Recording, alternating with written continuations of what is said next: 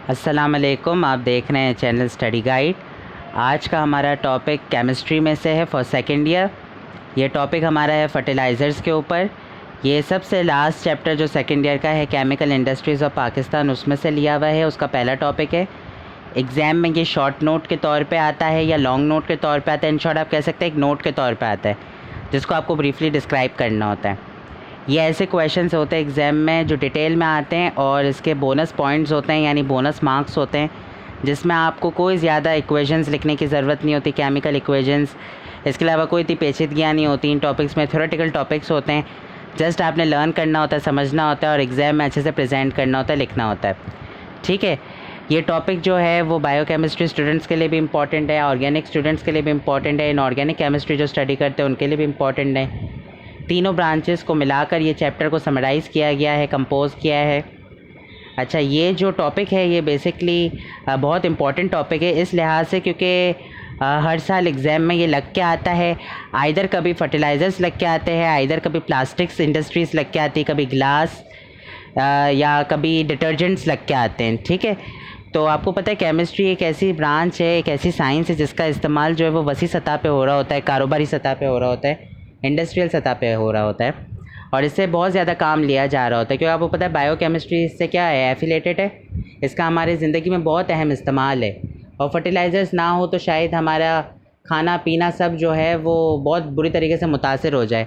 तो अच्छी सेहत, अच्छी ग़िज़ा के लिए फ़र्टिलाइज़र्स का अच्छा होना ज़रूरी है। फ़र्टिलाइज़र्स की अच्छी नशोनुमा भी ज़रूरी है, जो केमिस्ट्री को जानने से हमें पता चलती हैं।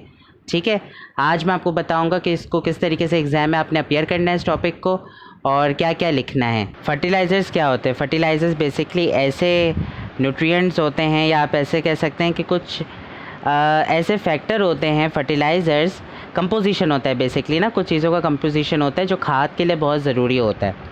ठीक है, एक खाद सिर्फ जो है वो रेत, बजरी, सीमेंट और इसके कंपोजिशन से नहीं बनती, चिकनी मिट्टी वगैरह से। ठीक है, इसके अंदर कुछ मादनियात का होना यानी मिनरल रिक्वायरमेंट्स का होना भी बहुत ज़रूरी होता है, अहम होता है। इसकी वजह ये होती है कि अगर खाद की नशोनुमा बेहतर हो तो पौधा बेहतरीन उगता है और पौधा अगर बेहतरीन उगेगा तो हमारी ग़िज़ा के लिए बेहतरीन होगा या खूबसूरती के लिए बेहतरीन उगेगा। इन शॉर्ट, जैसी खाद वैसा ही उसका फल निखरेगा।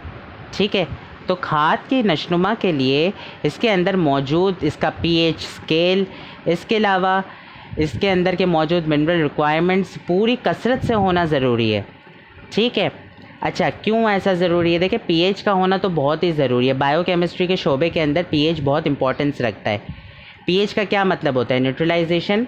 हर चीज़ दुनिया में बैलेंस से चल रही है, चाहे वो आपकी ज़िंदगी हो, चाहे वो आपके बॉडी के अंदर मौजूद फ्लूइड्स हों, चाहे वो आपकी खून की रवानगी हो, चाहे वो आपके खून के अंदर का मेटाबॉलिक रेट हो, चाहे वो आपके खून में मौजूद ग्लाइसेमिक रेट हो।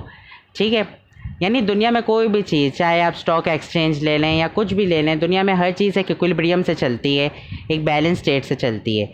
इस तरीके से खाद के अंदर भी बैलेंसिंग होना ज़रूरी है मिनरल रिक्वायरमेंट्स की। जब ये मिनरल रिक्वायरमेंट्स बैलेंस होंगे तो इसके अंदर मौजूद इसका पीएच स्केल भी मेंटेन रहेगा।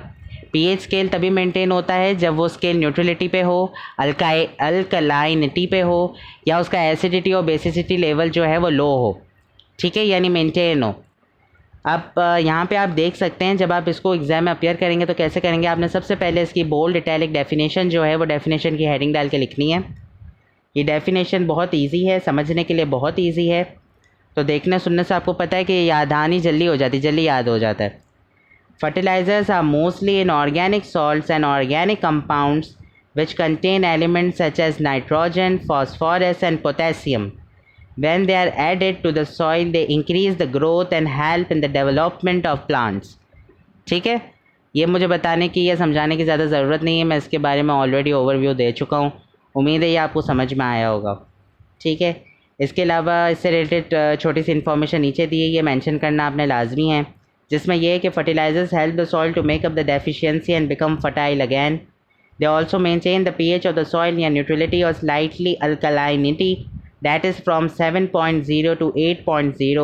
The soil having pH above 10 or below 3 is sterile. इसका क्या मतलब है? देखिए, पीएच स्केल के अंदर फर्टिलाइज़र की न्यूट्रलिटी हमें कैसे पता चलेगी कि फर्टिलाइज़र आइडियल है यानी सही है। अब नशनुमा के लिए? हमें ऐसे पता चलेगी जब उसकी न्यूट्रलिटी जो है वो 3 से अबव हो, यानी 3 नंबर से अबव हो और 10 से अबव हो। जैसे अगर 3 से अबव है तो सही है, ठीक है, फिर वो बंजर नहीं है। अगर वो 10 से अबव जा रही है स्केल के तहत तो इसका मतलब वो तभी भी बंजर है। यानी अगर अल्कलाइनिटी बैलेंस नहीं है तो खाद की बेहतरीन नशनुमा नहीं होगी, पौधा वैसा नहीं उग सकेगा। 3 से बिलो में ही बंजर हो जाएगी। स्टेराइल का मतलब बंजर होता है।